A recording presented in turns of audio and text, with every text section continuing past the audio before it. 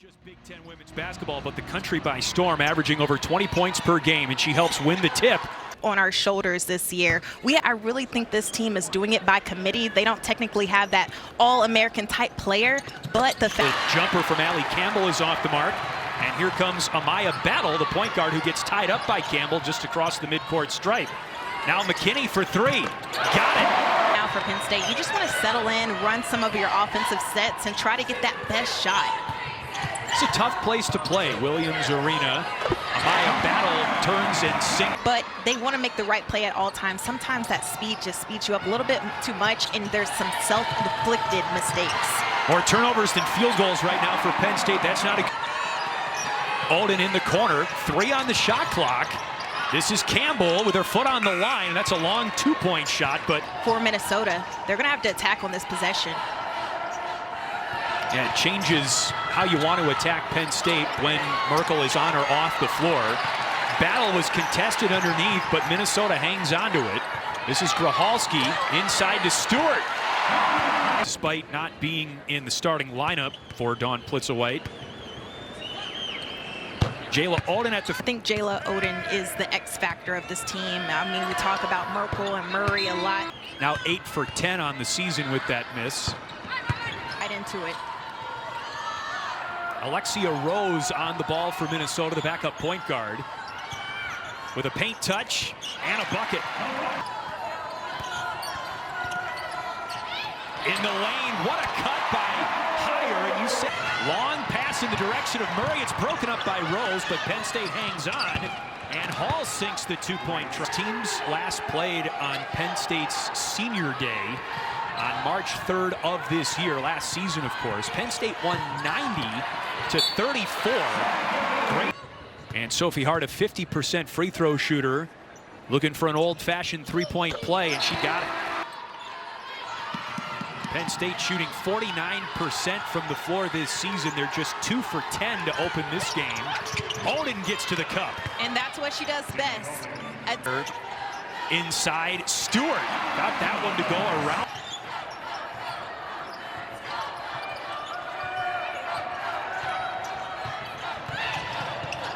What a pass from Battle to Stewart. Advantage of that one. A really impressive start to Minnesota at home.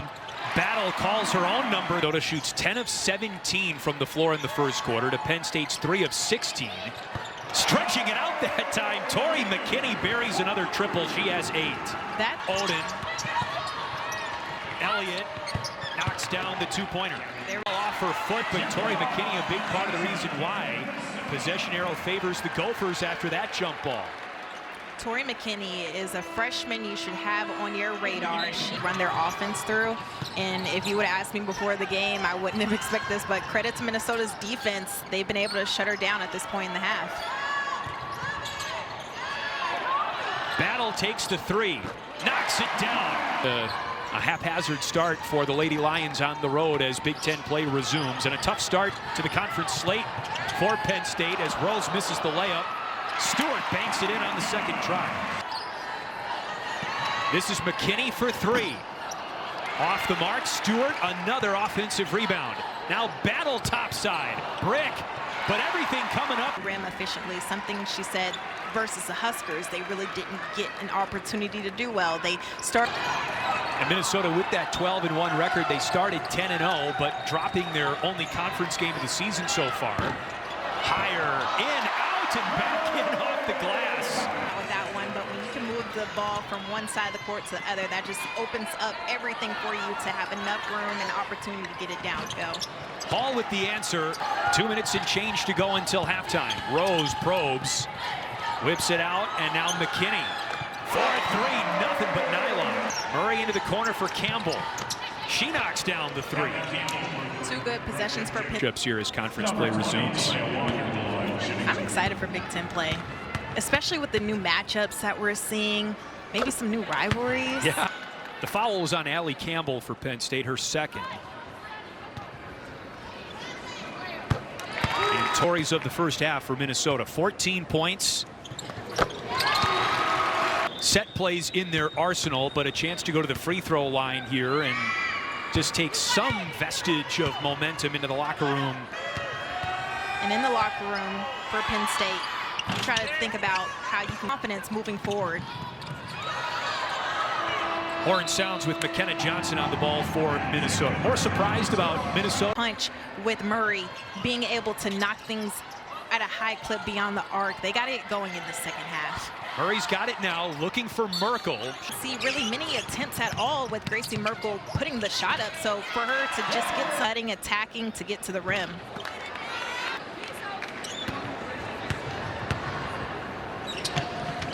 And she goes 0 for 2, just a Golden Gophers on track to pick up their first Big Ten win of the season as Amaya battle. Steal into Murray. Back from Merkel. What a pass from Murray to Elliott, and that sticks. One person getting the ball and chucking it up. Work the play. Tori McKinney too strong from 3. Penn State needs to take a page out of Minnesota's playbook. There's another connection. They love to get transition buckets if they can get those steal score opportunities. Another testament to the effort by Minnesota today that they have taken Penn State's press out of. Met deep by Talea Walker.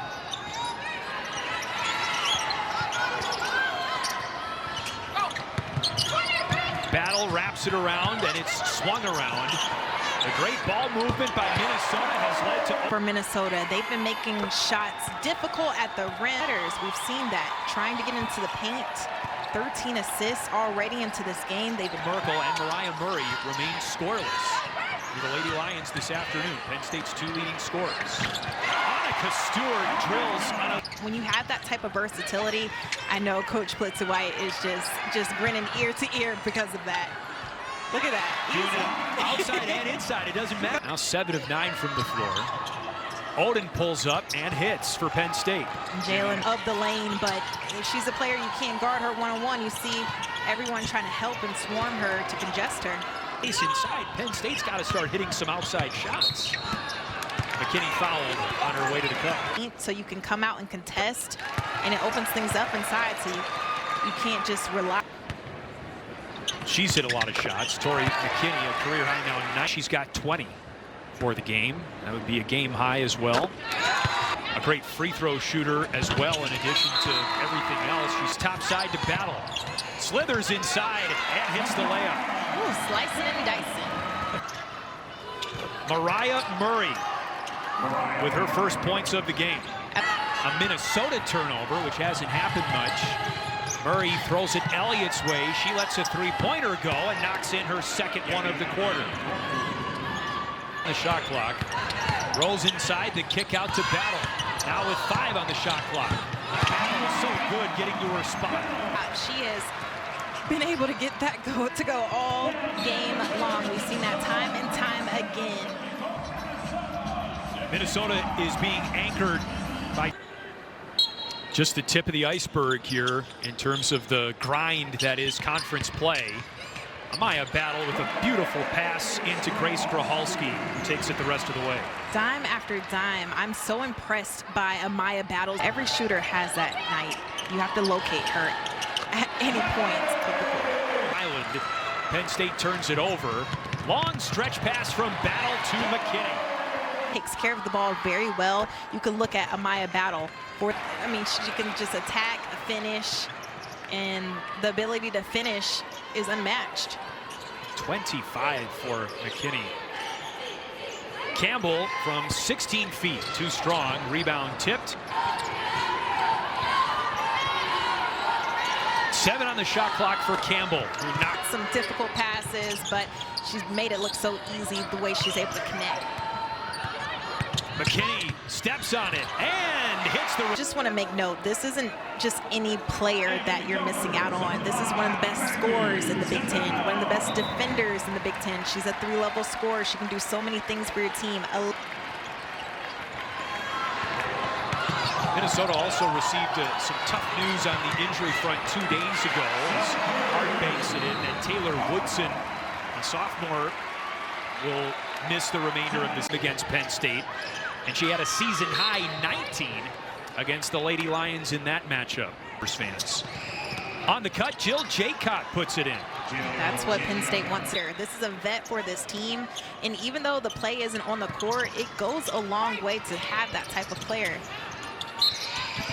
Bucket and a foul for Gabby Elliott.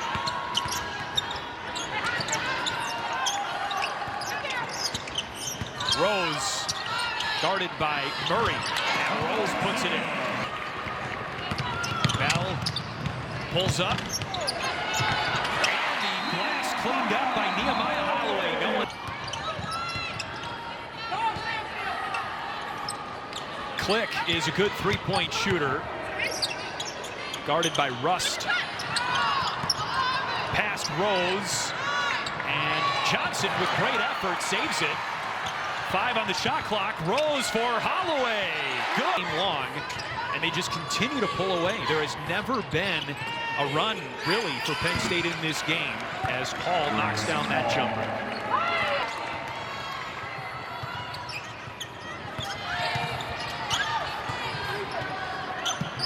Gabby Elliott launches. That's her third three of the game. Blitzowite utilizing her bench here with a little more than a minute remaining. And McKenna Johnson. See just who they can bring in 1 through 5 off the bench also, just to get some points and some production. Well, that 9th game of the season for Santana, and this is Shaylin Steele who picks the pocket of Kennedy Click and lays it in. Johnson down the lane line, and she is fouled. Iowa ranked right now, they like to play with a lot of pace. So does Penn State. That's going to be a fast one. Steele around Click, and into the corner for Jill Jaycott, who misses the three. Steele puts it back in with the offensive rebound.